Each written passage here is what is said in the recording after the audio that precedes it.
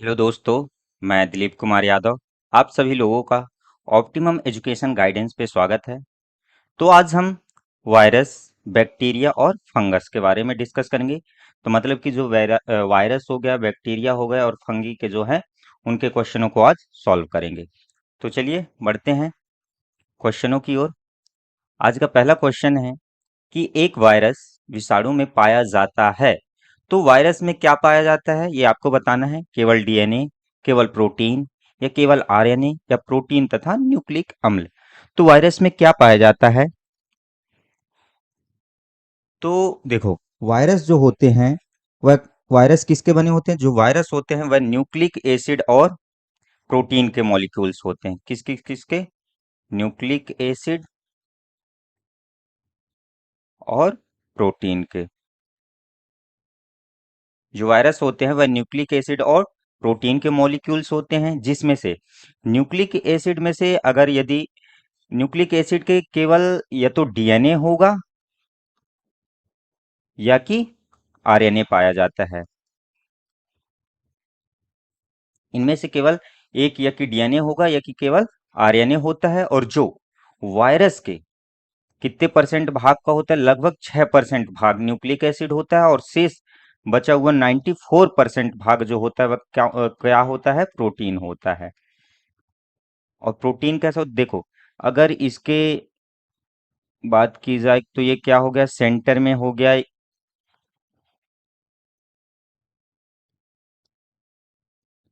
Centre में ये क्या रहता है? Nucleic acid. और जो बाहर की ओर पाया जाता है शेष, जो मोटा खोखला भाग बनाता हुए क्या होता है? ये प्रोटीन होता है। जो ये आउटर पार्ट है, आउटर लेयर को क्या बोलते हैं? कैप्सिड बोला जाता है। कैप्सिड बोलते हैं। ये प्रोटीन कितना होता है? 94% होता है। और जो न्यूक्लिक एसिड होता है वह कितने? 6% होता है। तो इसमें से अपना राइट आंसर क्या आ जाएगा कि जो वायरस विषाणु में क्या क्या पाया जाता है? प्रोटीन तथा न्यूक्लिक अम्ल। तो इस पे अपना राइट आंसर क्या हो गया? डी। अगले क्वेश्चन की ओर आगे बढ़ते हैं हम अपन। अगला क्वेश्चन है कि एचआईवी वायरस है। तो एचआईवी वायरस क्या है? Ribo virus, deoxy ribo virus या रेट्रो वायरस या उपयुक्त में से कोई नहीं। तो एचआईवी वायरस, एचआईवी है क्या? तो एचआईवी का फुल फॉर्म होता क्या है? Human immuno virus. सबसे पहले कि एचआईवी का फुल फॉर्म होता क्या है? Human immuno virus. तो जो एचआईवी होता है, ह्यूमन इम्यूनो वायरस, यह क्या होता है? यह होता है रेट्रो वायरस। रेट्रो वायरस होता है। तो इस पे अपना राइट आंसर क्या आ जाएगा? C number. रेट्रो वायरस होता है। और अगर बात की जाए कि जो एचआईवी वायरस होता है, एचआईवी वायरस का जेनेटिक मटेरियल कैसा होता है? तो इसका जेनेटिक मटेरियल जो होता है वह सिंगल स्टैंडर्ड आरएनए होता है। इसका जेनेटिक मटेरियल क्या है? जो इसका अनुवांशिक पदार्थ, तो अनुवांशिक पदार्थ इसका क्या है? सिंगल स्टैंडर्ड आरएनए है।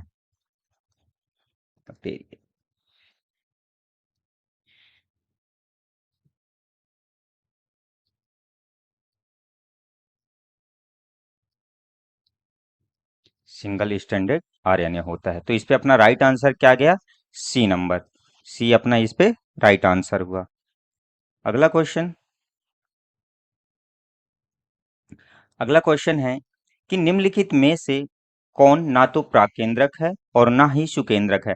मतलब कि कौन इनमें से ना तो प्रोकैरियोटिक है और ना ही यूकैरियोटिक है? नॉस्टॉक या सेक्रोमाइसिस या टीएमबी या क्लेमाइडोमोनास। तो देखो, जो नॉस्टॉक होता है, नॉस्टॉक कैसा होता है? यह एक प्रोकैरियोटिक है।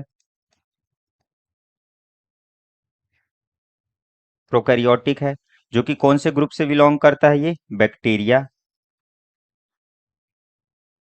और बात करें जो सैक्रोमाइसिस, तो सैक्रोमाइसिस कैसा होता है? यह यूकैरियोटिक होता है। और टीएमबी, टीएमबी का फुल फॉर्म क्या होता है? Tobago, Tobago मोज़ैको virus. तो जो टीएमवी होता है, टोबैको मोज़ेक वायरस होता है। ठीक, तो जो टोबैको मोज़ेक वायरस हो, तो मतलब वायरस जो होता है वह किसकी श्रेणी में आता है, किस कैटेगरी में रखते हैं? तो इसको ना तो सजीवों की श्रेणी में रखते हैं और ना ही निर्जीवों की श्रेणी में रखते हैं। ये सजीव और निर्जीव के दोनों के बीच की मध्य कड़ी होती है। कौन? वायरस। तो अगर जो टीएमवी है, तो टीएमवी कैसा है? अपना ये वायरस है। और जो यूकैरियोटिक और प्रोकैरियोटिक की प्रोकैरियोटिक को किस में रखते हैं? तो जो सजीव की सेल्स होती हैं, सजीव की कोशिकी के आधार पर, सजीवों को कोशिकी के आधार पर रखते हैं किसमें? प्रोकैरियोटिक और यूकैरियोटिक में। लेकिन जो अपना टीएमवी होता है, वह उसको सजीवों की श्रेणी में तो रखते ही नहीं और ना ही उसको निर्जीव की श्रेणी में रखते हैं। तो किस में रखते हैं? सजीव और निर्जीव की बीच की कड़ी में रखा जाता है। किसको? वायरसों को। तो अपना जो टोबैको मोज़ेक वायरस है वह कैसा है? वायरस कहलाता है। तो इस पे अपना राइट आंसर क्या चला जाएगा? सी नंबर, क्योंकि इसको ना तो प्रोकैरियोटिक में रखे हैं और ना ही यूकैरियोटिक में। और बात करें जो क्लेमाइडोमोनास है, तो जो क्लेमाइडोमोनास है इसको किस में रखते हैं? यूकैरियोटिक में। यूकैरियोटिक में। यह किस ग्रुप से बिलोंग करता है? तो यह एल्गी। तो इस पे अपना राइट आंसर क्या गया? C number.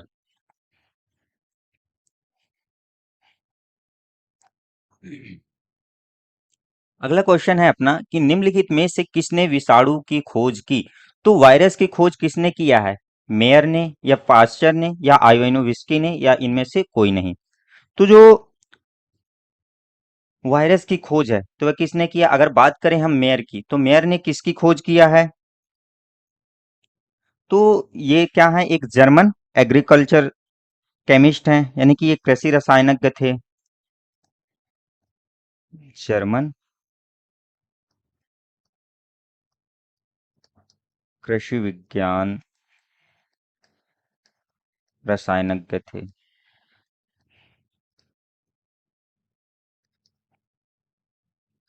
तो इन्होंने किसकी खोज की है? तो बात करें, ये कृषि विज्ञान रसायनज्ञ थे और इन्होंने किसकी खोज किया है? तो इन्होंने टीएमवी वायरस, जो टोबैको मोजेक वायरस है ना, उसकी खोज किसने किया है? मेयर ने किया है। टीएमवी की खोज की। और बात करें कि मेयर का पूरा फुल फॉर्म क्या है, इनका पूरा फुल नेम क्या है? तो Adolf Edward mayor. Adolf Edward mayor, ये कैसे हैं? ये जर्मन साइंटिस्ट हैं, ये कृषि विज्ञान रसायनज्ञ हैं, एग्रीकल्चर केमिस्ट हैं। और इन्होंने किसकी खोज किया है? तो इन्होंने टीएमवी वायरस की खोज की है। और अगर बात करें पाश्चर की, लुइस पाश्चर जी ने, तो लुइस पाश्चर ने किसकी खोज किया था? तो इन्होंने सबसे पहले रेबीज टीके का खोज किया था। किसने? लुइस पाश्चर ने रेबीज टीके की खोज। रुको, कलर यहाँ पे चेंज किए ले रहे हैं, नहीं तो मिक्स हुआ जा रहा है।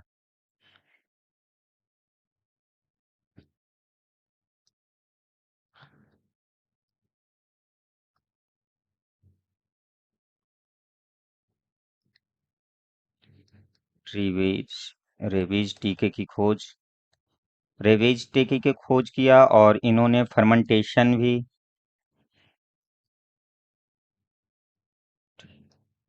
फर्मेंटेशन किण्वन की खोज की थी। और इसके अतिरिक्त भी इन्होंने, जैसे हैजा हो गया, एंथ्रॉक्स हो गया, इनका भी टीके की खोज किसने की थी? हैजा का और एंथ्रॉक्स का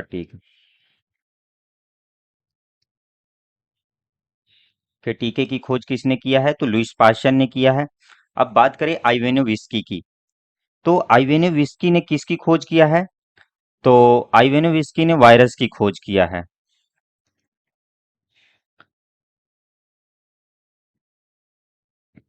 तो सॉरी, ये कलर सही दिख नहीं रहा है ना।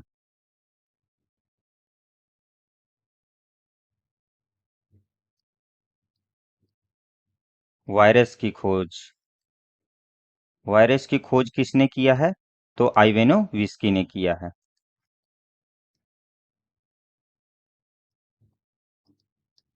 आइवेनोविस्की ने किसकी खोज की? वायरस की खोज की। तो अपना राइट आंसर इस पे क्या जाएगा? सी नंबर जाएगा। तो जब इन्होंने खोज किया तो इन्होंने क्या बताया कि जो वायरस होते हैं, वायरस किस किस के बने होते हैं? न्यूक्लिक एसिड और प्रोटीन के। तो इन्होंने बताया था कि जो वायरस होते हैं वह प्रोटीन तथा न्यूक्लिक एसिड के बने होते हैं। और इन्होंने बताया कि जो वायरस होते हैं, तो वायरस को कहाँ रखा गया है? सजीव तथा निर्जीव के बीच की कड़ी को माना जाता है। ठीक।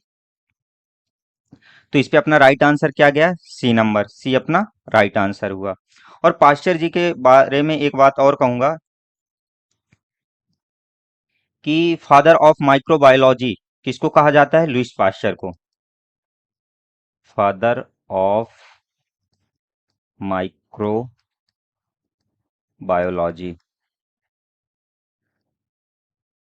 फादर ऑफ माइक्रोबायोलॉजी किसको कहा जाता है? लुईस पाश्चर को। बढ़िए अगले क्वेश्चन की ओर। नेक्स्ट क्वेश्चन अपना है कि जब एक विषाणु जीवाणु पर आक्रमण करता है तब वह परिपोषी में प्रवेश करने वाला पदार्थ होता है। तो जब जो वायरस है,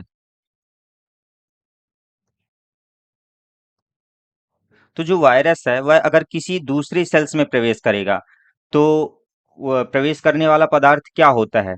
प्रोटीन कोट यानी प्रोटीन परत होती है, या नाभिकीय अम्ल होता है, या दोनों होते हैं? प्रोटीन और नाभिकीय अम्ल दोनों होते हैं, इनमें से कोई नहीं। तो देखो जो अपना वायरस होता है वह किस किस से किस किस से मिलकर के बना होता है? प्रोटीन और न्यूक्लिक एसिड से।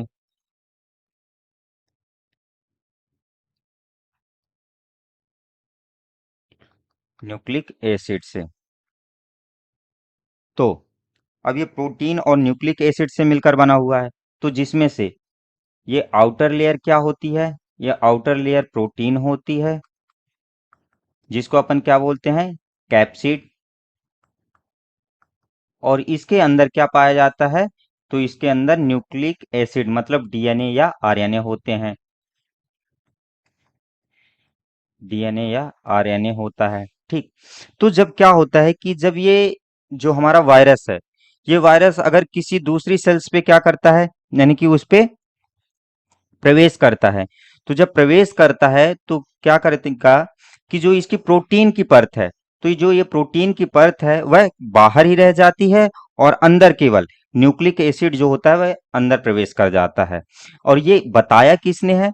तो हैच एंड हर्से ने, सॉरी, हर्से एंड चेज ने। हर्से तथा चेज ने बताया था। उन्होंने अपने एक एक्सपेरिमेंट किया था। उनके प्रयोग का क्या नाम था? तो उनके प्रयोग का नाम था वर्निंग ब्लेंडर एक्सपेरिमेंट। क्या नाम था? वर्निंग ब्लेंडर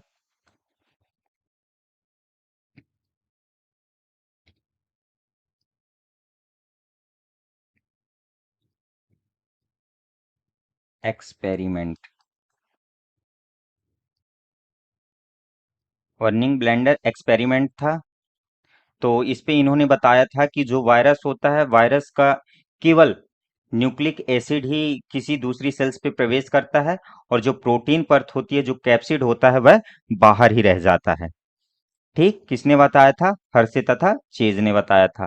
तो इस पे अपना राइट आंसर क्या जाएगा? B number.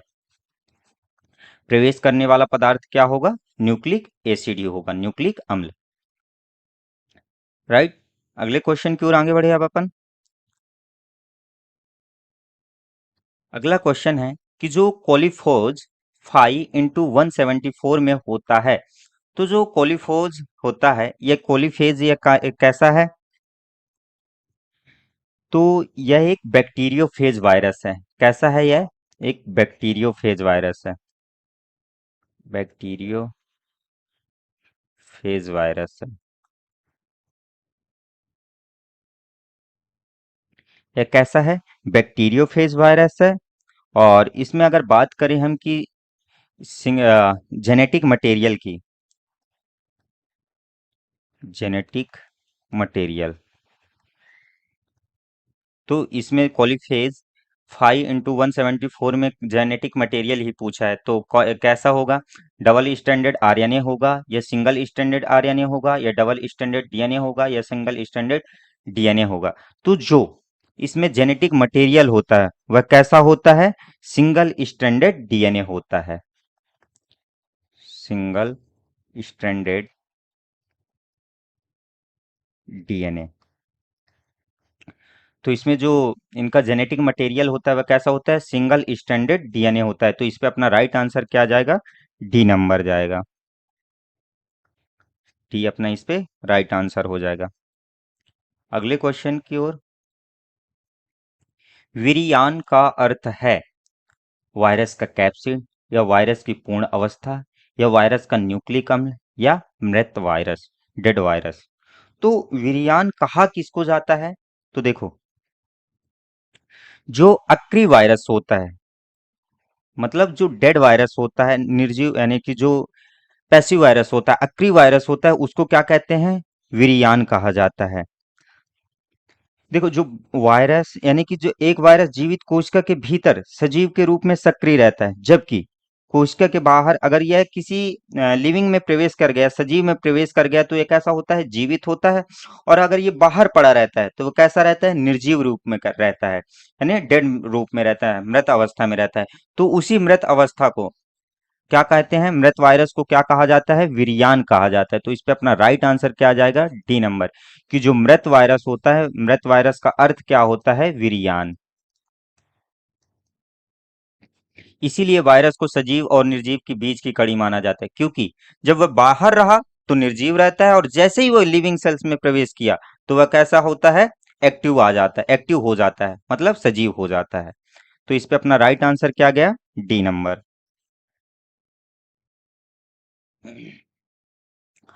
अगला क्वेश्चन है कि एड्स अथवा एक्वायर्ड इम्यूनोडेफिशिएंसी सिंड्रोम उत्पन्न होता है। तो जो एड्स रोग है, एड्स रोग किसके द्वारा उत्पन्न होता है? जीवाणु द्वारा, बैक्टीरिया द्वारा, या कवक बीजाणु द्वारा, या परागकण के द्वारा, या विषाणु HLTV थर्ड, या LAV, या ARV2 द्वारा? तो किसके द्वारा जो हमारा एड्स वायरस है, वह एड्स वायरस किसके द्वारा होता है? तो सबसे पहले कि जो एड्स होता है, यह तो वायरस से होने वाला रोग है।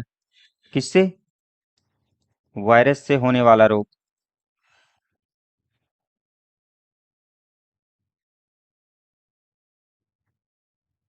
तो ये भी ऑप्शन कट हो जाएगा, ये भी ऑप्शन कट हो जाएगा, और ये भी ऑप्शन। तो बचा अपना क्या? D number. तो देखो, जो एड्स होता है वह किस किस से यानी कि किसके द्वारा फैलता है, किसके द्वारा उत्पन्न होता है? तो जो वायरस होते हैं, जो वायरस HLTV थर्ड, LAV, या ARV2, तो इनके द्वारा उत्पन्न होता है। ठीक, और इसके अलावा यह HIV के द्वारा भी, किसके द्वारा? HIV के द्वारा उत्पन्न होने वाला वायरस होता है। अब ये जो एड्स होता है, ये करता क्या है? तो जो हमारी इम्यून सिस्टम होती है, जो प्रतिरक्षा तंत्र,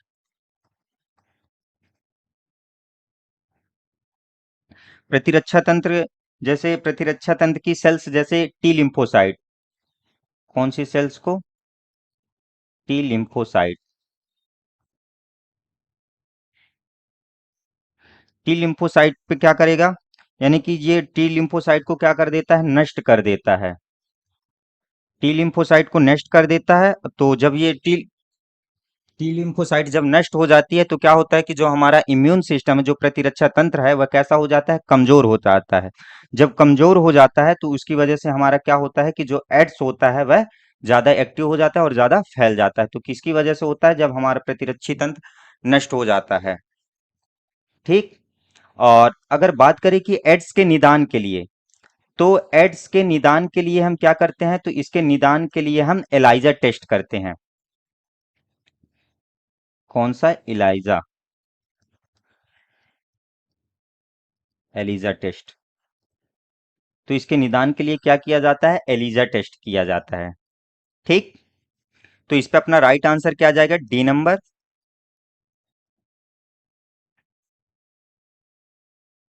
अगले क्वेश्चन की ओर आगे बढ़ते हैं कि एक जीवाणु भोजी में होता है, तो बैक्टीरियोफेज में क्या पाया जाता है? राइबो न्यूक्लिक एसिड, या कार्बन एंड नाइट्रोजन, या प्रोटीन एंड न्यूक्लिक एसिड, या ओनली प्रोटीन। तो देखो, जो बैक्टीरियोफेज है, बैक्टीरियोफेज कैसा है?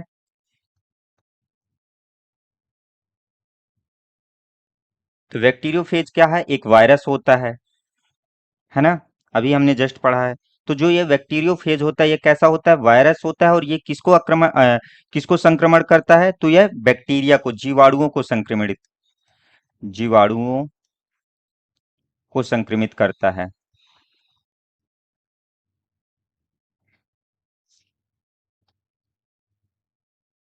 तो यह किसको संक्रमित करता है? जीवाणुओं को संक्रमित करता है।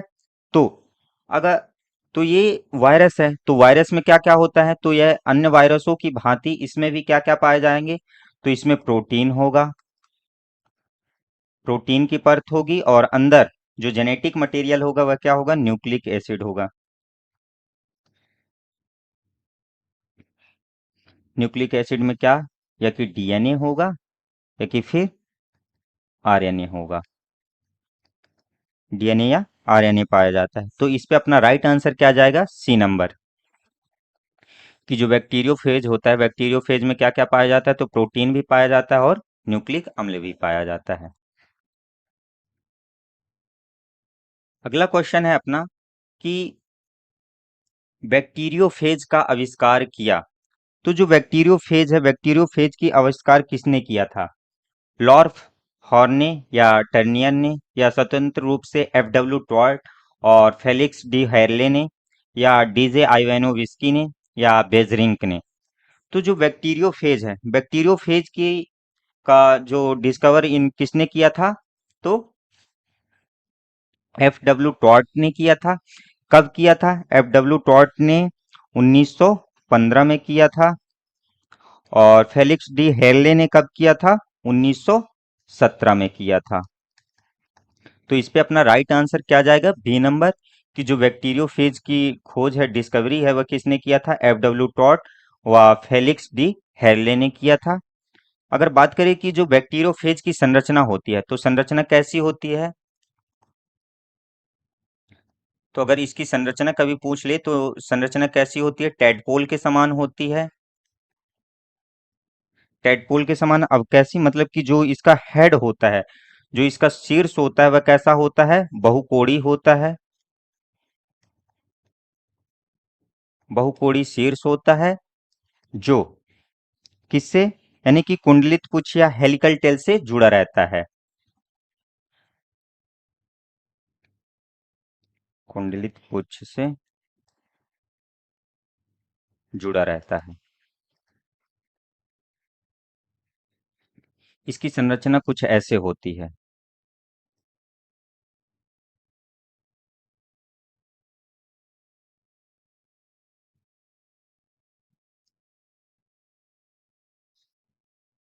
अरे, इस पे सही नहीं आ रहा। आप यहाँ पे जो जेनेटिक मटेरियल है, ये जेनेटिक मटेरियल यहाँ आ जाता है, और यहाँ से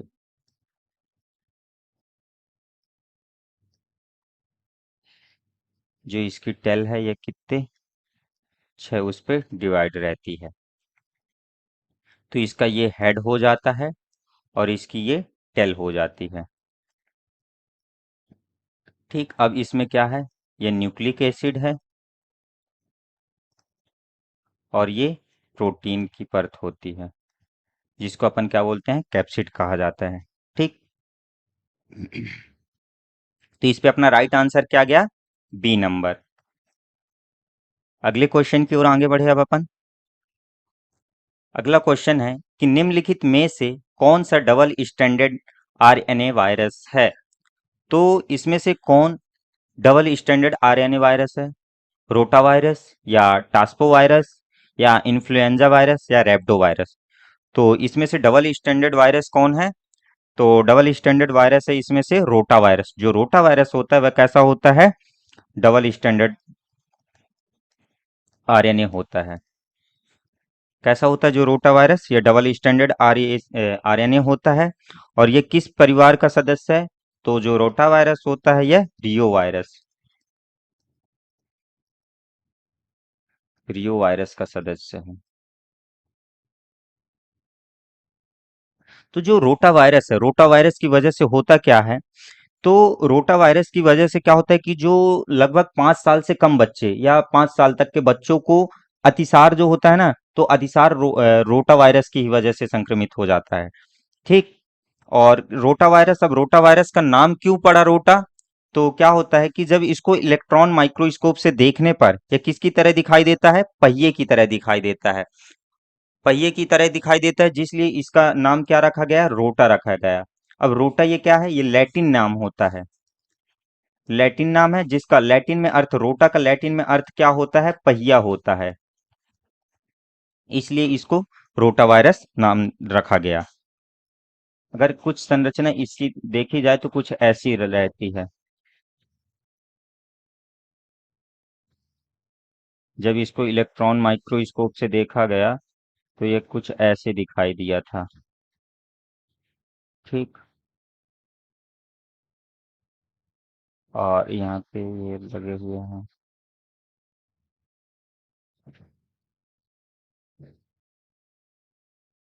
ये कैसा होता है, पहिए की तरह दिखाई देता है, इसलिए इसका नाम रोटा रखा गया था। तो इस पे अपना राइट आंसर क्या गया, ए नंबर। ये अपना राइट आंसर हुआ। अगला क्वेश्चन है कि निम्नलिखित में से कौन सा कथन विषाणुओं के लिए उपयुक्त है। तो इस पे बताना है कि जो ये चारों कथन है, तो चारों कथन में से कौन सा कथन विषाणुओं के लिए उपयुक्त है। इनमें अपना उपापचयी तंत्र होता है, इनमें डीएनए अथवा आरएनए पाया जाता है, ये वैकल्पिक परजीवी है, ये आसानी से प्रतिजैविकी से नष्ट हो जाते हैं। तो देखो, जो वायरस होते हैं, वायरसों को किस में रखा गया है, सजीव तथा निर्जीव के बीच की कड़ी माना गया है। तो इनमें जो मेटाबॉलिक सिस्टम होता है, जो उपापचयी तंत्र होता है, वह इनका खुद का नहीं होता है। ठीक। और बात करें कि इनमें डीएनए अथवा आरएनए पाया जाता है, इनका तो हमने अभी पढ़ा था कि जो इनका जेनेटिक मटेरियल होता है, तो इनका जेनेटिक मटेरियल कैसा क्या होता है, डीएनए होता है या आरएनए होता है। तो ये जो कथन है ये तो फॉलो कर रहा है। देखिए आप बाकी और देखते हैं। ये वैकल्पिक परजीवी है, तो दे आर अ फैकल्टिव पैरासाइट। तो ये तो फैकल जो वायरस होते हैं ये वैकल्पिक नहीं होते। कैसे होते हैं, अविकल्पिक होते हैं, मतलब ऑब्लिगेट होते हैं। ऑब्लिगेट परजीवी होते हैं वायरस। तो ये भी कथन क्या हुआ, गलत हो गया। अब बचा कि ये आसानी से प्रतिजैविकी से नष्ट हो जाते हैं। तो क्या ये जो वायरस होते हैं ये प्रतिजैविकी एंटीबायोटिक से नष्ट हो जाते हैं, तो ये नहीं होते हैं नष्ट। तो ये भी ऑप्शन क्या हुआ, गलत हुआ। अपना राइट आंसर क्या गया इसमें से, बी नंबर।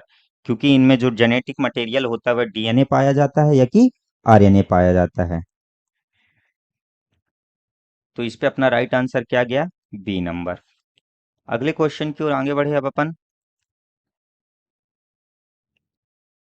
अगला क्वेश्चन है कि निम्न में से कौन सा कथन विषाणुओं के संबंध में गलत है। अब इसमें बताना है कि कौन सा संबंध जो है गलत है। तो विषाणु अविकल्पी परजीवी होते हैं। देखिए अभी जस्ट हमने बताया था कि विषाणु जो होते हैं अविकल्पी परजीवी होते हैं, ऑब्लिगेट होते हैं। तो इस पे अपना ये तो सही है। जीवित कोशिका के अंदर द्विगुणित होने वाला अकोशिकीय जीव है। तो क्या ये जीवित कोशिका के अंदर द्विगुणित होने वाला अकोशिकीय जीव है, तो बिल्कुल। क्योंकि क्या होता है कि जब ये बाहर रहता है तो कैसा रहता है, निर्जीव रहता है, लेकिन जैसे ही ये लिविंग सेल्स में जाता है तो कैसा हो जाता है, सजीव हो जाता है। ठीक। यानी कि क्या हो जाता है, एक्टिव स्टेज में आ जाता है और सेल्फ रेप्लिकेटिंग करने लगता है। सेल्फ रेप्लिकेटिंग का इसमें गुण पाया जाता है। ठीक। और जो विषाणु होते हैं, विषाणु कैसे होते हैं, मृतोपजीवी होते हैं, तो नहीं, ये जो विषाणु होते हैं सेप्रोफिटिक नहीं होते हैं। ठीक। तो ये अपना राइट आंसर आई थिंक यही जाएगा, सी नंबर। और लास्ट ऑप्शन क्या है कि प्रोटीन आवरण से घिरा न्यूक्लिक अम्ल का बना होता है। तो बिल्कुल सही बात है, क्योंकि जो इसके आउटर लेयर होती है वह किसकी, प्रोटीन की होती है, और इसके अंदर क्या होता है, न्यूक्लिक एसिड पाया जाता है। तो ये भी ऑप्शन सही हो रहा है। तो इस पे अपना राइट आंसर क्या जाएगा, सी नंबर, कि जो विषाणु होता है वह मृतोपजीवी होते हैं, तो ये सेप्रोफिटिक नहीं होते हैं। ठीक। ये हेट्रोस्पोरिक होते हैं, हेट्रोफाइटिक होते हैं। सी नंबर इस पे राइट आंसर हुआ। अगले क्वेश्चन की ओर आगे बढ़ते हैं कि डीएनए का इकहरा गुणसूत्र पाया जाता है। तो जो डीएनए होता है, डीएनए में जो सिंगल स्टैंडर्ड डीएनए किस में पाया जाता है? रियो वायरस में, या इस्चीरिया कोलाई में, या 5x174 वायरस में, या लैम्डा फेज में? तो जो सिंगल स्टैंडर्ड डीएनए होता है वह किस में पाया जाता है? अभी जस्ट हमने एक या दो क्वेश्चन पहले डिस्कस किया था। तो किस में पाया जाता है सिंगल स्टैंडर्ड डीएनए? तो सिंगल स्टैंडर्ड डीएनए इस कोलीफेज वायरस, इसका नाम क्या होता है? कोलीफेज वायरस। कोलीफेज वायरस। तो कोलीफेज वायरस में क्या पाया जाता है? सिंगल स्टैंडर्ड डीएनए होता है। इसका जेनेटिक मटेरियल कैसा होता है?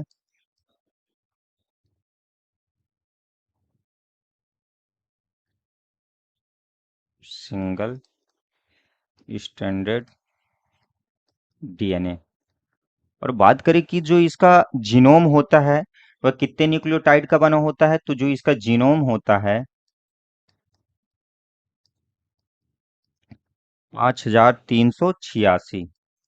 5386 न्यूक्लियोटाइड। तो जो इसका जीनोम होता है 5386 न्यूक्लियोटाइड से मिलकर के बना होता है। ठीक, तो इस पे अपना राइट आंसर क्या गया? C number. कि जो कोलीफेज वायरस होता है, कोलीफेज वायरस का जो जेनेटिक मटेरियल होता है वह कैसा होता है? सिंगल स्टैंडर्ड डीएनए होता है। अगला, वायरस शब्द का सर्वप्रथम प्रयोग किया गया। तो जो वायरस है, वायरस शब्द का सर्वप्रथम प्रयोग किसने किया था? डी हैरले द्वारा, या बेजिरेनिक द्वारा, या पाश्चर द्वारा, या प्लोटेस द्वारा? तो सबसे पहले कि जो वायरस होता है, वायरस का अर्थ क्या होता है? तो वायरस का जो अर्थ होता है,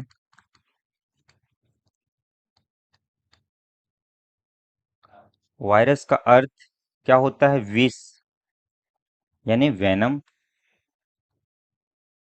या जहरीला, या जहरीला तरल पदार्थ, यानी कि पॉइजन। तो वायरस का अर्थ क्या होता है? विष या जहरीला होता है। ठीक, तो यह शब्द दिया किसने था वायरस? तो वायरस शब्द दिया है पाश्चर ने। बात करें शब्द की, तो शब्द किसने दिया है? पाश्चर ने। और लेकिन अगर इनकी खोज की बात की जाए तो खोज का श्रेय किसको जाता है? आइवेने विस्की को।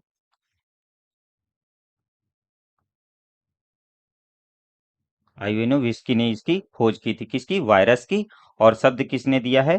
पाश्चर ने। तो अपना राइट आंसर क्या जाएगा? C number. कि वायरस की खोज किसने की? आइवेनो विस्की ने। और शब्द किसने दिया था वायरस शब्द? पाश्चर ने दिया था। ठीक, और पाश्चर ने क्या अर्थ बताया था वायरस का? विष या जहरीला पदार्थ, वेनम या पॉइजन बताया था। ठीक, अपना अगला क्वेश्चन है कि प्लाज्मिड है, प्लाज्मिड क्या है? नए प्रकार के सूक्ष्म जीव, या जीवाणुओं में गुणसूत्रों के अतिरिक्त पाया जाने वाला अनुवांशिक पदार्थ, या बैक्टीरिया का अनुवांशिक पदार्थ, या विषाणुओं के प्रकार? तो देखो, जो प्लाज्मिड होता है वह क्या होता है कि जो प्रोकैरियोटिक जीव होते हैं जैसे बैक्टीरिया। तो जो बैक्टीरिया होता है, बैक्टीरिया के जो केंद्रकीय डीएनए, मतलब जो सेंट्रल डीएनए होता है, तो सेंट्रल डीएनए के अतिरिक्त पाया जाने वाला क्या होता है? एक्स्ट्रा क्रोमोसोमल जेनेटिक मटेरियल होता है। क्या होता है? जो प्लाज्मिड होता है यह एक्स्ट्रा क्रोमोसोमल जेनेटिक मटेरियल,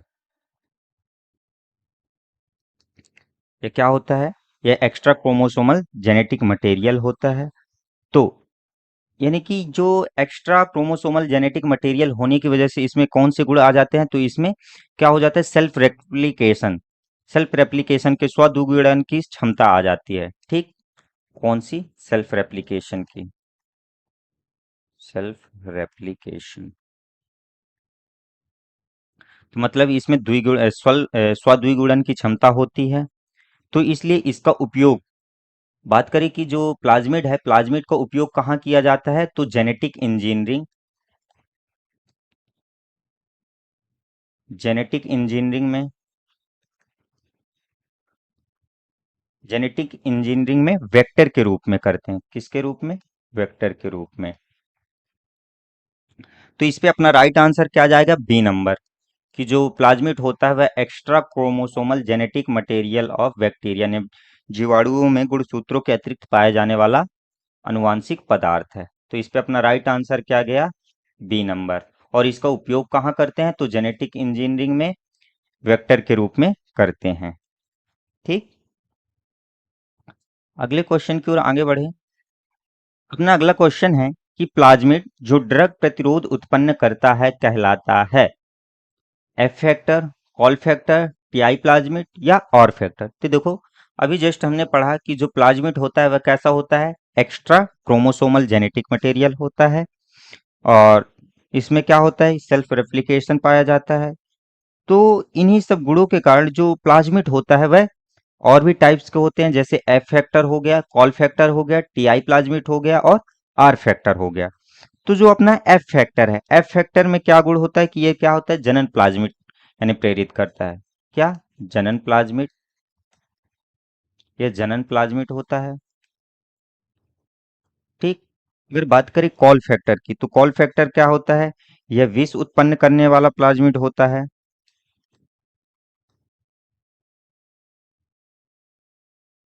विष उत्पन्न करने वाला प्लाज्मिड।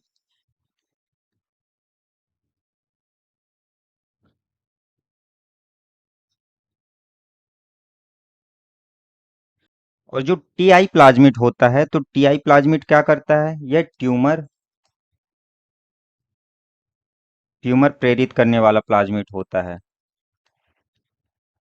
प्रेरित करने वाला प्लाज्मिड, यह ट्यूमर प्रेरित करने वाला प्लाज्मिड होता है। और जो आर फैक्टर होता है, तो आर फैक्टर क्या करता है कि यह जो एंटीबायोटिक औषधियों से प्रतिरोधकता प्रदान करने वाला प्लाज्मिड है। क्या? एंटीबायोटिक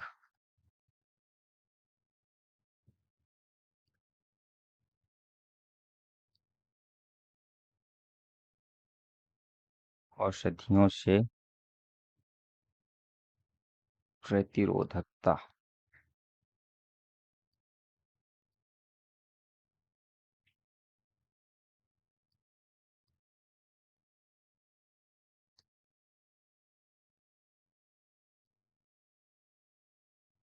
तो इसमें ड्रग प्रतिरोध, तो ड्रग प्रतिरोध उत्पन्न करने वाला कौन सा है? R factor. तो इस पे अपना राइट आंसर क्या जाएगा?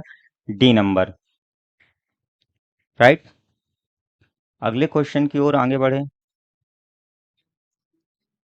अपना अगला क्वेश्चन है कि ग्राम धनात्मक बैक्टीरिया के लक्षण हैं। Gram positive bacteria are characterized by. तो जो ग्राम पॉजिटिव बैक्टीरिया है उसके लक्षण क्या क्या हैं, कैरेक्टर क्या है? कोशिका भित्ति में टेकोइक अम्ल की उपस्थिति, या कोशिका भित्ति में पेप्टाइडोग्लाइकेंस के अधिक प्रतिशत मात्रा में होना, या लिपिड की प्रतिशत मात्रा कम होना, या उपयुक्त में से सभी।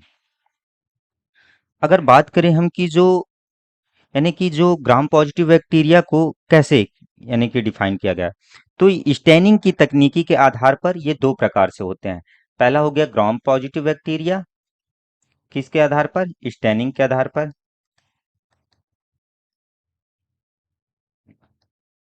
ग्राम पॉजिटिव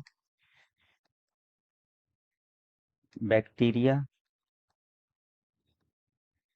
और दूसरा हो गया ग्राम निगेटिव।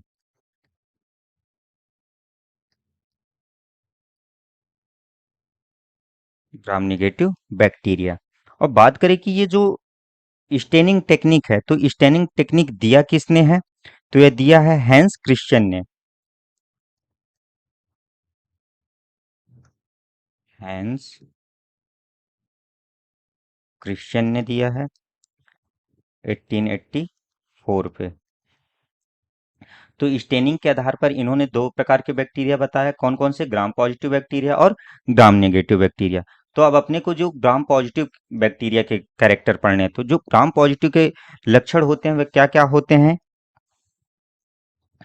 तो अगर बात करें कि हम इसकी जो कोशिका भित्ति होती है, सबसे पहले जो इसकी सेल वॉल होती है वह किसकी बनी होती है?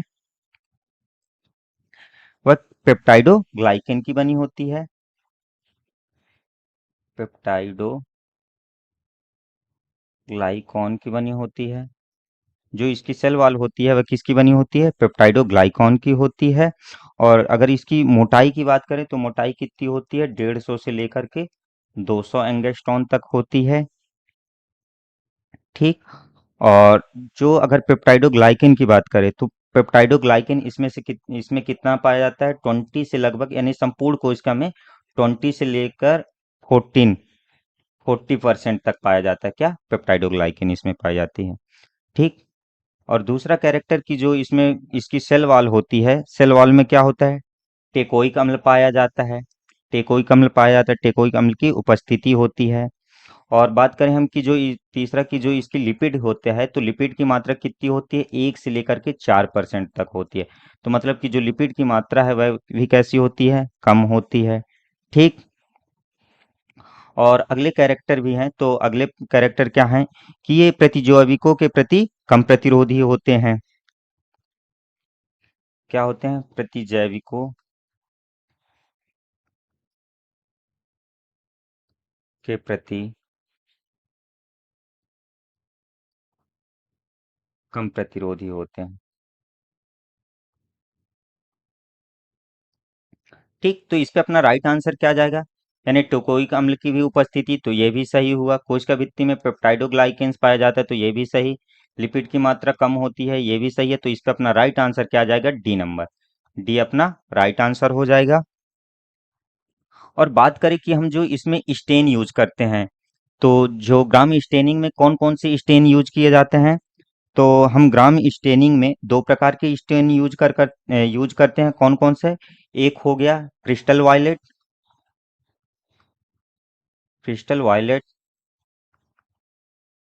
और दूसरा हो गया आयोडीन सॉल्यूशन, आयोडीन विलियन।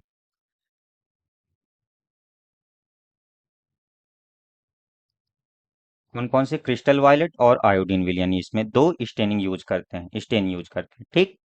अगले क्वेश्चन की ओर, कि एक छोर पर कसाव के एक गुच्छे वाला जीवाणु कहलाता है? मोनोट्राइकस, लोफोट्राइकस, या पेरीट्राइकस, या एम्फीट्राइकस? तो देखो, तो जो जीवाणु होते हैं, जीवाणुओं में जो फ्लैजिला की उपस्थिति के आधार पर आपको बताना है कि अगर एक छोर पे एक फ्लैजिला उपस्थित है, यानी कि एक छोर पे फ्लैजिला उपस्थित है, तो वो क्या कहलाएगा? मोनोट्राइकस कहलाएगा, या लोफोट्राइकस कहलाएगा, या पेरीट्राइकस, या एम्फीट्राइकस? तो अगर बात करें हम कि जो फ्लैजिला की उपस्थिति के आधार पर, तो इन्हें कई समूहों में वर्गीकृत किया गया है। जैसे मोनोट्राइकस हो गया, लोफोट्राइकस हो गया, पेरीट्राइकस हो गया, एम्फीट्राइकस हो गया, और सिफेलोट्राइकस हो गया। अगला क्या है? सिफेलोट्राइकस। सिफेलोट्राइकस। तो मोनोट्राइकस होता क्या है? तो मोनोट्राइकस मतलब एक सिर पर एक सिरे पर एक फ्लैजिला।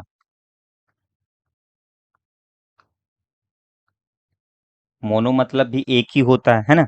तो इसके एक सिर पर केवल एक फ्लैजिला होता है। लोफोट्राइकस क्या होता है कि लोफोट्राइकस मतलब दोनों सिरों पर फ्लैजिला के गुच्छे। दोनों सिरों पर फ्लैजिला के गुच्छे। अगला है पेरीट्राइकस। तो पेरीट्राइकस का में क्या होता है कि यानी कि इस पे संपूर्ण सतह पर फ्लैजिला पाए जाते हैं इसके।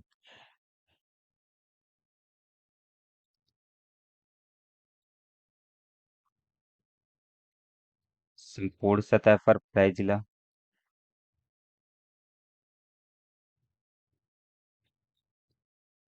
और एम्फीट्राइकस, तो एम्फीट्राइकस मतलब दोनों सिरों पर एक एक फ्लैजिला। दोनों सिरों पर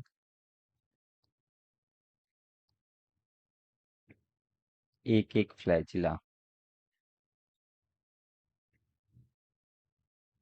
और जो सिफेलोट्राइकस होता है, तो सिफेलोट्राइकस मतलब एक सिरे पर फ्लैजिला का गुच्छा। एक सिरे पर फ्लैजिला का गुच्छा।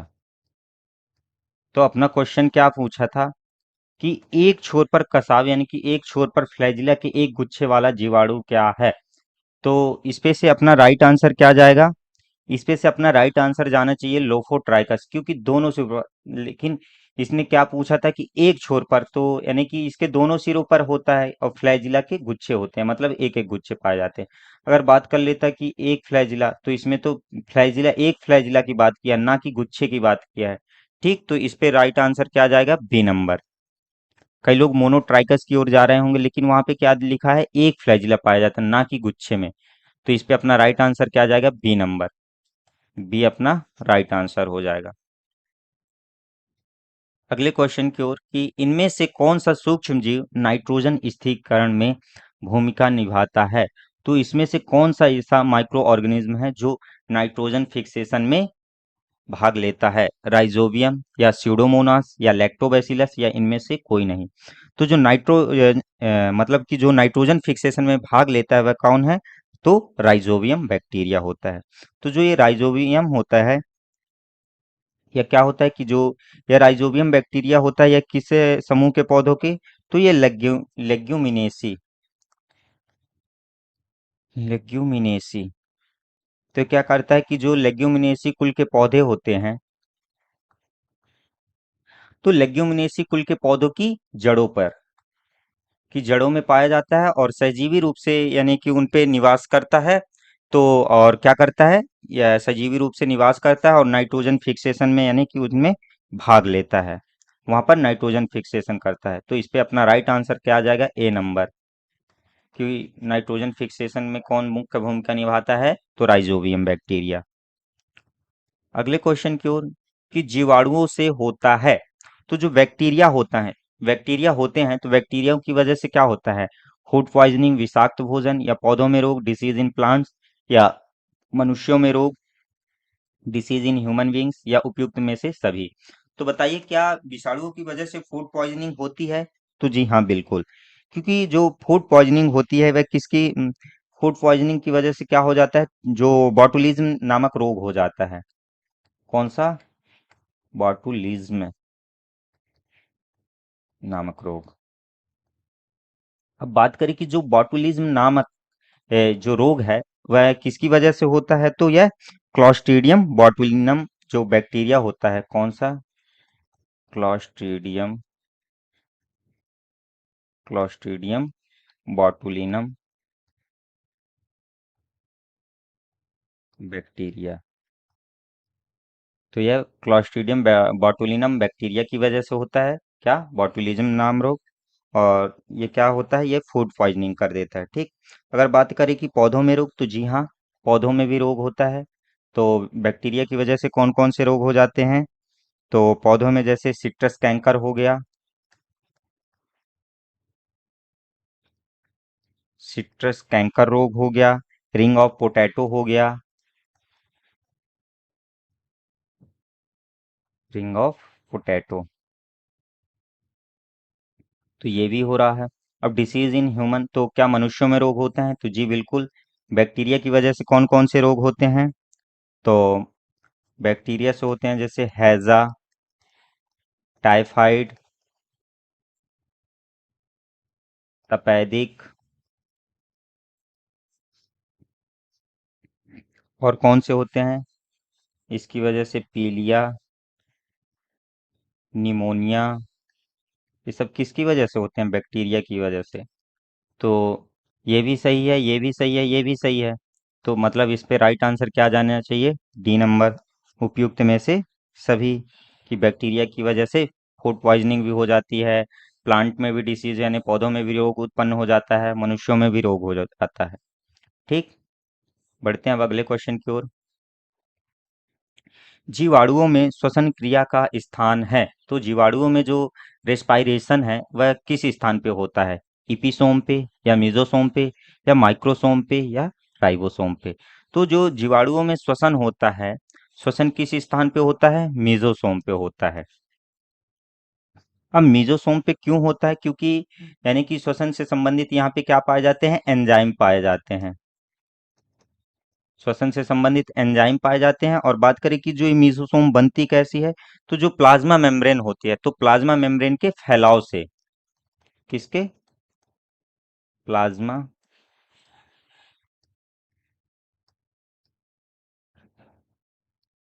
प्लाज्मा मेम्ब्रेन के फैलाव से मीसोसोम का निर्माण होता है। मीसोसोम बनता है। तो इस पे अपना राइट आंसर क्या आ जाएगा, बी नंबर, कि जीवाणुओं में श्वसन क्रिया का स्थान कहाँ होता है, मीसोसोम होता है। अगला क्वेश्चन है कि अलैंगिक बीजाणु समानता नहीं पाए जाते हैं। Asexual spores are generally not found in Agaricus में, एल्ब्यूगो में, या पीथियम में, या राइजोपस पे। तो जो अलैंगिक बीजाणु है वह किस में नहीं पाया जाता है, एगेरिकस में, या एल्ब्यूगो में, या पीथियम में, या राइजोपस पे। तो किस में नहीं पाया जाता है, तो यह एगेरिकस पे नहीं पाया जाता है। और अब बात करें कि जो एगेरिकस है यह कैसा है, तो एगेरिकस जो होता है यह कैसा, यह एक मृतोपजीवी कवक होता है। क्या है यह एक कैसा है, मृतोपजीवी कवक है। तो जो यह मृतोपजीवी कवक है और यह उगता कहाँ है, जंगलों में, जैसे सड़ी गली पत्तियां हो गई, लकड़ियां हो गए, लकड़ियां यानी कूड़े के ढेर हो गए, गोबर हो गए, वहां पे ये उगता है। और अगर की जाए कि इसका समानता नाम क्या है, तो एगेरिकस जो होता है वह क्या बोलते हैं, इसको मशरूम बोला जाता है। और यह कैसा होता है, खाद्य कवक होता है, यानी खाने योग्य कवक होता है। मशरूम को तो खाते हो ना आप लोग, तो ये कैसा है, खाने योग्य कवक है। ठीक। तो इसमें क्या होता है कि जो मशरूम होते हैं, मशरूम में एसेजुअल स्पोर्स नहीं पाए जाते हैं।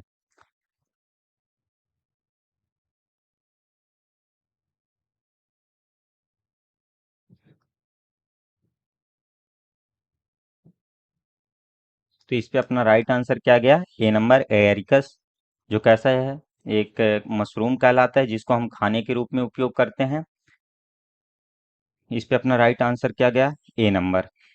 अगले क्वेश्चन की ओर, कि भारत में गेहूं के रतुआ रोग के वार्षिक पुनरावृत्ति का किसने वर्णन किया है। तो जो भारत में गेहूं का रतुआ रोग हो जाता है, तो उसके बारे में किसने वर्णन किया है, बीवी मुंडूकर ने, या केसी मेहता ने, या आर एस सिंह ने, या इजे बटलर ने। तो किसने किया है, तो इसमें से राइट आंसर जाना चाहिए केसी मेहता। क्योंकि जो केसी मेहता हैं वह कैसे हैं, ये भारत के प्रसिद्ध प्लांट पैथोलॉजी, यानी कि जो पादप के रोग विज्ञान है उनमें इनका बहुत बड़ा योगदान है। तो इन्होंने क्या किया है कि जो गेहूं में जो रतुआ रोग होता है, तो उसके बारे में इन्होंने बहुत ज़्यादा शोध किया है। और कैम्ब्रिज के विश्वविद्यालय में इन्होंने रतुआ रोग के बारे में शोध किया था और बताया था कि जो, यानी कि मैदानी इलाकों में, भारत के मैदानी इलाकों में जो गेहूं में काला रोग हो जाता है, काला रतुआ जिसको बोलते हैं, उत्तरी हिमालय में, तो वह उसके बारे में इन्होंने वर्णन किया था। तो इसका राइट आंसर क्या गया, बी नंबर। जो उत्तरी हिमालय के गेहूं में कि क्या होता है, काला रतुआ रोग हो जाता है, उसी के बारे में इन्होंने शोध किया था। कहाँ किया था, कैम्ब्रिज में किया। अगले क्वेश्चन की ओर आगे बढ़ते हैं अब अपन। इनमें से कौन खाने योग्य कवक है। देखो जस्ट अभी हमने बताया था कि जो खाद्य कवक किसको बोलते हैं, मशरूम को बोला जाता है। तो मशरूम का जो वैज्ञानिक नाम क्या था, एगेरिकस था। हमने अभी बताया था ना कि जो एगेरिकस है, एगेरिकस को सामान्य नेम क्या बोला जाता है, मशरूम कहा जाता है, और इसको खाद्य कवक कहते हैं। ठीक। तो इस पे अपना राइट आंसर क्या जाएगा, एगेरिकस होगा। तो ए नंबर सही हो जाएगा इसका।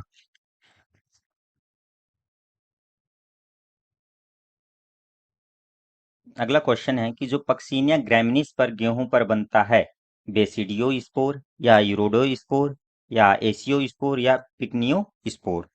तो देखो, जो पक्सीनिया ग्रैमिनीस के द्वारा क्या होता है, गेहूं में कौन सा रोग उत्पन्न होता है, ब्लैक रस्ट नामक रोग। कौन सा, ब्लैक रस्ट।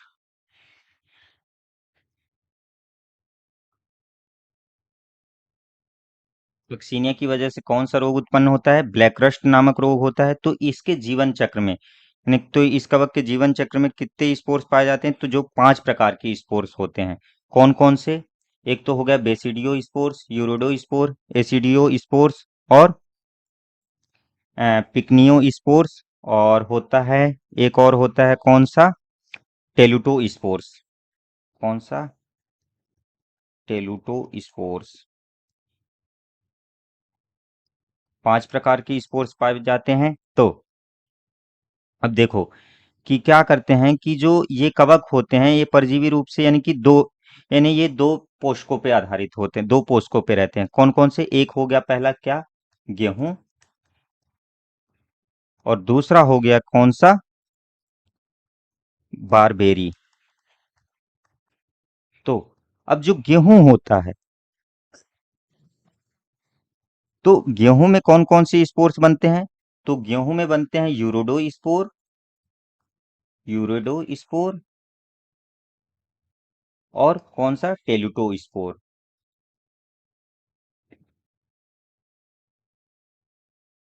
तो गेहूं पे कौन कौन से दो स्पोर्स बनते हैं? यूरोडो स्पोर्स बनते हैं और टेलुटो स्पोर्स। और जो बारबेरी होता है, तो बारबेरी की पत्ती में बाकी के जो ये पिकनियो स्पोर्स, एसियो स्पोर्स और बेसिडियो स्पोर्स, ये किस में बनते हैं? बारबेरी में बनते हैं। तो इस पे अपना राइट आंसर जाएगा कि जो गेहूं पर होता है, तो गेहूं पे कौन सा स्पोर्स बनते हैं इसके? यूरोडो स्पोर और टेलुटो स्पोर्स। तो इस पे ओनली यूरोडो स्पोर दिया, तो इसका राइट आंसर क्या हो जाएगा? B number. बी अपना राइट आंसर हो जाएगा, यूरोडो स्पोर हो जाएगा। राइट। अगले क्वेश्चन की ओर आगे बढ़े अब अपन।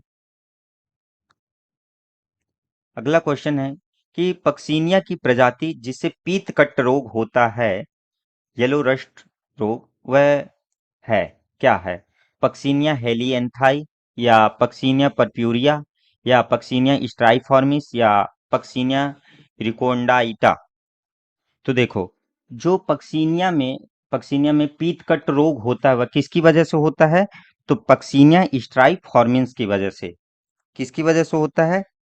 पक्सीनिया स्ट्राइफॉर्मिस की वजह से पेटकट रोग हो जाता है। और यह भारत के किन भागों में होता है? तो जो उत्तरी एवं पूर्वी भागों में, उत्तरी एवं पूर्वी भागों में। तो भारत के उत्तरी एवं पूर्वी भागों में ये किसमें, यानी कि पीतकट रोग हो जाता है किसके? यानी कि जो पक्सीनिया स्ट्राइफॉर्मिस की वजह से हो जाता है। ठीक। और ये कब होता है? यानी जब अधिक ठंडी पड़ती है, तो उसकी वजह से इनमें और भी ज्यादा ये इसका प्रकोप हो जाता है। तो इसका राइट आंसर क्या जाएगा? B number. पक्सीनिया स्ट्राइफॉर्मिस की वजह से पीतकट रोग होता है। अगला क्वेश्चन है कि कौन सी कवक डबल रोटी ब्रेड बनाने में उपयोग की जाती है? एगेरिकस, ईस्ट, या म्यूकर, या पीथियम। तो जो आप डबल रोटी खाते हो, तो डबल रोटी किस कवक की वजह से, किस फंगस की वजह से बनती है? तो किसकी वजह से? ईस्ट की वजह से। तो क्या होता है कि देखो, तो इसमें हम जब डबल रोटी को बनाने के लिए किसका प्रयोग करते हैं? कवक का। और कौन सी कवक? ईस्ट का। क्या होता है कि जब शर्करा यानी कि शुगर का हम क्या करते हैं? फर्मेंटेशन करते हैं। तो फर्मेंटेशन की क्रिया में क्या होता है कि एथाइल अल्कोहल और CO2 बनता है। ठीक। क्या क्या? एथाइल अल्कोहल और क्या? CO2 बनता है। तो जो ये CO2 होता है, ये CO2 के कारण क्या होता है कि जो यानी कि अपन माध्यम में देखते हैं कि जो छोटे छोटे छिद्र पाए जाते हैं वो किसकी वजह से होते हैं? CO2 की वजह से होते हैं। जिससे अपन क्या बन जाती है? डबल रोटी बन जाती है। ठीक। और इसके अतिरिक्त भी हम अगर बात करें कि जो ईस्ट का प्रयोग है, ईस्ट का प्रयोग कहाँ करते हैं? तो शराब बनाने में भी इसका उपयोग किया जाता है अधिक मात्रा में। ठीक। तो जो डबल रोटी बनती है वह किसकी वजह से बनती है? ईस्ट की वजह से। अगला क्वेश्चन है कि किस समूह के सदस्यों का उपयोग बियर बनाने में किया जाता है? देखो, जब भी अभी जस्ट हमने बताया कि अल्कोहल वगैरह बनाने में किसका उपयोग किया जाता है? ईस्ट का। तो इस पे अपना राइट आंसर क्या जाएगा? डी नंबर, की ईस्ट जो होती है, ईस्ट के द्वारा ही अपन बियर बनाया जाता है। इन्हें फर्मेंटेशन के द्वारा व्यापक रूप से जो यानी कि कमर्शियली रूप से जो उपयोग में लाते हैं ना, तो ईस्ट को लाते हैं। ठीक। अगला क्वेश्चन है कि कवकों में संग्रहित भोज्य पदार्थ है। तो जो फंगस में भोज्य पदार्थ होते हैं, यानी रिजर्व फूड होता है, वह क्या होता है? ग्लाइकोजन या मंड स्टार्च या सुक्रोज या माल्टोज। तो जो फंगस होती है, कवक होती है, तो कवक में जो रिजर्व फूड होता है वह क्या होता है? ग्लाइकोजन होता है। किसका हो गया? ये फंगस का हो गया। अगर बात करें कि जो स्टार्च होता है, या किसका होता है? जो हायर प्लांट यानी उच्च पौधों का, उच्च पौधों में जो रिजर्व फूड होता है वह किसके रूप में होता है? स्टार्च के रूप में होता है। तो इस पे अपना राइट आंसर क्या आ जाएगा? ए नंबर, ग्लाइकोजन। जो कवकों में संग्रहित भोज्य पदार्थ होता है वह क्या होता है? ग्लाइकोजन होता है। राइट। ग्लाइकोजन के अतिरिक्त और क्या होता है? ऑयल होता है, तेल, कवकों में। ठीक। अगला क्वेश्चन है कि विषम जालिकता सर्वप्रथम किस कवक में ज्ञात हुई थी? Heterothallism was discovered. जो विषम जालिकता होती है, यानी कि जो फंगस होते हैं, फंगस में दो सूत्र पाए जाते हैं, होमो और हेट्रो। तो जो हेट्रोथैलिज्म है वह किसने डिस्कवर किया था? म्यूकर ने या पक्सीनिया ने या सॉरी, तो किस में देखी गई थी? म्यूकर में या पक्सीनिया में या एस्परजिलस में या ल्यूगो में? तो किस कवक में ज्ञात हुई थी? तो जो अपनी जो हेट्रोथैलिज्म है ना, जो विषम जालिकता है, वह किस में देखी गई थी? यह देखी गई थी किसमें? म्यूकर में। म्यूकर मूशिडो। तो अपना राइट आंसर क्या जाएगा? ए नंबर। अगर बात करें कि जो यह हेट्रोथैलिज्म है, हेट्रोथैलिज्म की खोज किसने किया था? तो ब्लैक सली ने किया था। ब्लैक सली ने, ब्लैक सली ने किया था। और किसमें किया, किसमें देखा गया था? तो म्यूकर म्यूसिडो में, मूसिडो में देखा गया था। तो इस पे अपना राइट आंसर क्या जाएगा? ए नंबर। राइट। अगले क्वेश्चन की ओर, कि मशरूम का वह भाग जो जमीन के ऊपर दिखाई देता है वह है एक। तो देखो, मशरूम को तो आप लोग खाते हो ना, तो जो मशरूम का ऊपरी भाग होता है, जो मशरूम का शेप कैसे होता है? मशरूम कुछ इस प्रकार शेप में होता है ना। ये भाग किससे जमीन से जुड़ा हुआ होता है? ये तो जो ऊपरी भाग होता है, ऊपर दिखाई देता है, वह क्या है? जाइगोस्पोर है या बेसिडियो कार्प है या एस्कोकार्प है या एस्कोगोनियम है? तो जो मशरूम का ऊपरी भाग होता है वह क्या कहलाता है? तो वह क्या कहलाता है? बेसिडियो कार्प कहलाता है। तो इस पे अपना राइट आंसर क्या जाएगा? B number, basidiocarp.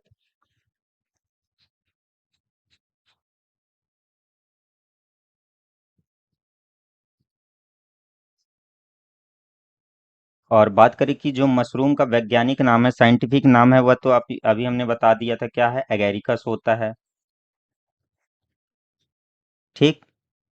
और इसको किस वर्ग से लाया गया, तो किस वर्ग के अंतर्गत आता है? तो बेसिडियो माइसिटीज। Basidio mycetes. ठीक। तो जो ऊपरी भाग होता है वह किस ऊपरी भाग को क्या कहते हैं? बेसिडियो कार्प करते हैं। ठीक।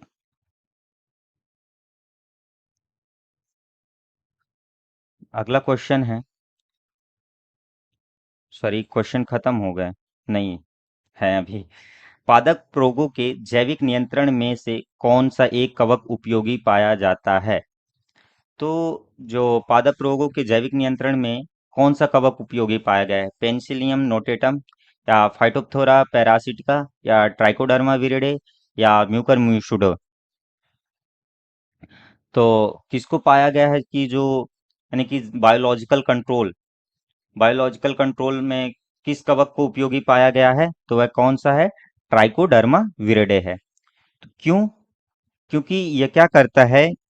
क्योंकि ये केमिकल्स, येलो केमिकल्स जो होता है, येलो केमिकल्स को रिलीज करते हैं, यानी सिक्रेट करते, सॉरी रिलीज नहीं, सिक्रेट करता है। उसकी वजह से इसको, यानी कि ये बायोलॉजिकल कंट्रोल कर पाता है। तो इसका राइट आंसर क्या जाएगा? C number. अगला क्वेश्चन है कि निम्नलिखित में से कौन सा एक अम्ल एस्परजिलस नाइजर से उत्पादित नहीं होता है। तो जो एस्परजिलस नाइजर होता है उससे कौन सा अम्ल उत्पादित नहीं होता है। सिट्रिक अम्ल, ग्लूकोनिक अम्ल, या गैलिक अम्ल, या ऑक्जेलिक अम्ल। तो कौन सा अम्ल नहीं होता है। तो देखो, जो एस्परजिलस नाइगर है ये क्या है, एक कवक है। ठीक। तो जो एस्परजिलस नाइगर होता है ये कवक किस किस में लग जाता है। तो यह जैसे अंगूर हो गया, खुबानी हो गया, प्याज हो गया, मूंगफली हो गई, तथा कुछ जो सब्जियां होती हैं उनमें कौन कौन से, जैसे अंगूर हो गया, खुबानी हो गया, प्याज, और भी अन्य तरह की क्या, सब्जियां। ठीक। तो अब उसके द्वारा, तो इनमें से क्या होता है कि इनमें से कई वो सॉरी अम्ल उत्पादित किए जाते हैं। तो जो इससे कौन कौन से अम्ल, तो जैसे मैलिक अम्ल हो गया,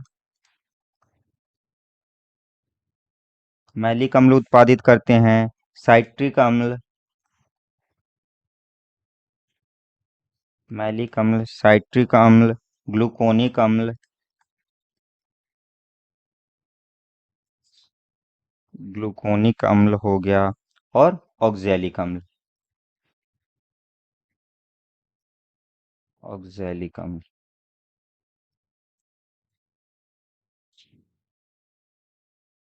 तो मैलिक अम्ल, साइट्रिक अम्ल, ग्लूकोनिक अम्ल, ऑक्जेलिक अम्ल, इसमें से देख लीजिए। तो ग्लूकोनिक अम्ल भी उत्पादित होता है, ऑक्जेलिक अम्ल भी होता है, साइट्रिक अम्ल भी होता है, लेकिन गैलिक अम्ल नहीं होता है। तो इस पे अपना राइट आंसर क्या आ जाएगा, सी नंबर, कि जो गैलिक अम्ल है वह एस्परजिलस नाइगर से उत्पादित नहीं होता है। राइट। अगला क्वेश्चन है कि क्लैंप कनेक्शन सर्वप्रथम किस वैज्ञानिक द्वारा देखा गया। जो क्लैंप कनेक्शन है वह किस वैज्ञानिक के द्वारा देखा गया। तो ये क्लैंप कनेक्शन होता क्या है। तो देखो कि जो बेसिडियोमाइसिटीज वर्ग के कवक होते हैं तो उनमें क्या होता है, जब लैंगिक जनन होता है, तो जब लैंगिक जनन के समय प्लाज्मोगैमी के पश्चात कौन सी अवस्था आती है, कैरियोगैमी। तो कैरियोगैमी काफी समय तक चलती है, तो इसी अवस्था को अपन क्या कहते हैं, डाइकैरियोफेज भी कहते हैं। ठीक। तो इस अवस्था में क्या होता है कि सेप्टा के बगल में क्या होती है, एक हुक के जैसी संरचना बन जाती है, यानी कि हुक के समान वृद्धि होती है। तो जिसे क्या कहते हैं, अपन क्लैंप कनेक्शन कहते हैं,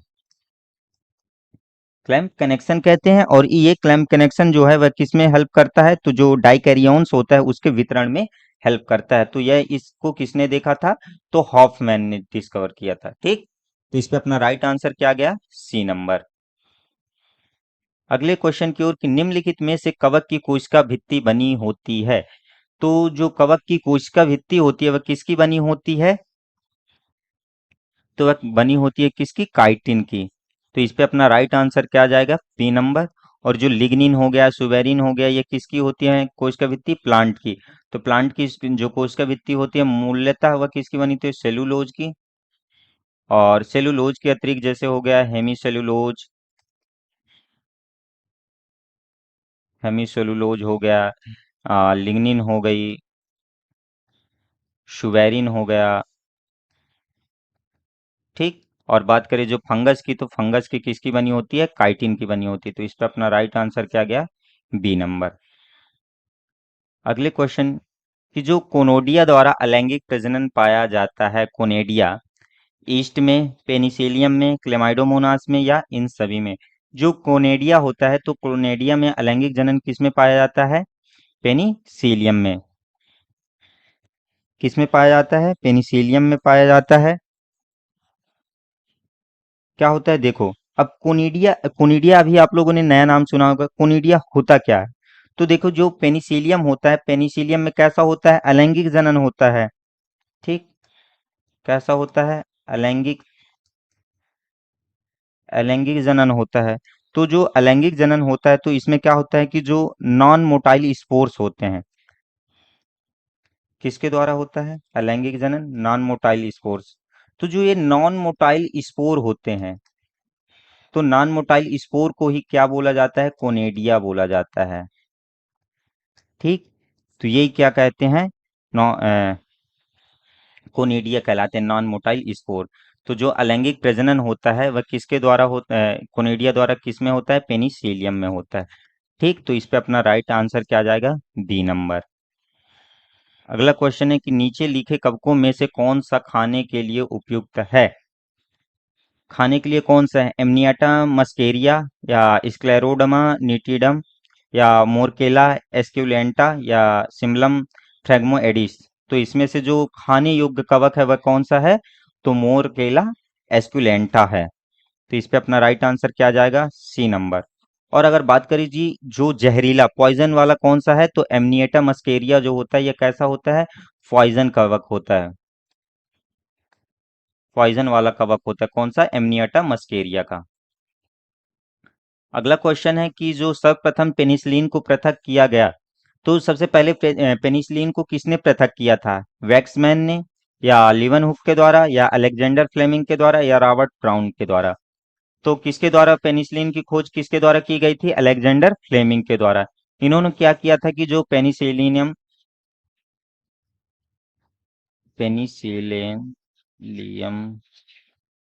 जो पेनिसिलियम कवक होता है, तो पेनिसिलियम कवक के द्वारा ही किसकी, पेनिसिलिन की,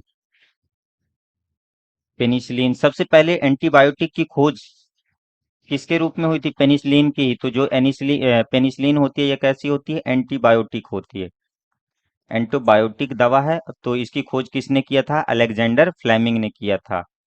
तो इसका राइट आंसर क्या हुआ, सी नंबर। अगला क्वेश्चन है कि कौन सा कवक कॉपर की सूक्ष्म मात्रा भी पहचान लेता है और बायोएसेस में प्रयुक्त होता है, पेनिसिलियम नोटेटम या सैक्रोमाइसिस सेरेवेसी या एस्परजिलस नाइगर या उपयुक्त में से कोई नहीं।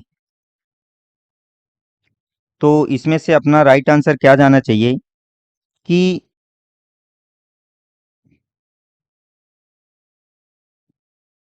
जो एस्परजिलस नाइगर होता है, जो एस्परजिलस नाइगर होता है यह क्या होता है कि यह एंटी कैंसर होता है। कैसा होता है, एंटी कैंसर होता है। और ये जो प्रदूषित भूमि होती है ना, प्रदूषित भूमि में यानी कॉपर का पता लग जाता है कि अगर वहां पे भूमि कैसी है, प्रदूषित है, तो वहां से ये पता चल जाता है कि वहां पे कॉपर है। फिर उन्हें अवशोषित करके क्या करता है ये एस्परजिलस नाइजर क्या करता है, प्रदूषण मुक्त करता है। ठीक, तो बायो एसएस के लिए कौन सा प्रयुक्त होता है, एस्परजिलस, मतलब कि ये प्रदूषण मुक्त करने के लिए कौन सा उपयोग होता है, कौन सा कवक, एस्परजिलस नाइगर। तो इस पे अपना राइट आंसर क्या आ जाएगा, सी नंबर। राइट, अगले क्वेश्चन की ओर खत्म हो गए हैं। तो आज के लिए बस इतना ही। अगर आप लोगों को वीडियो पसंद आई हो तो कृपया आप अपने दोस्तों से जरूर शेयर करें ताकि वे भी इस वीडियो का लाभ उठा सके। जय हिंद, जय भारत, धन्यवाद।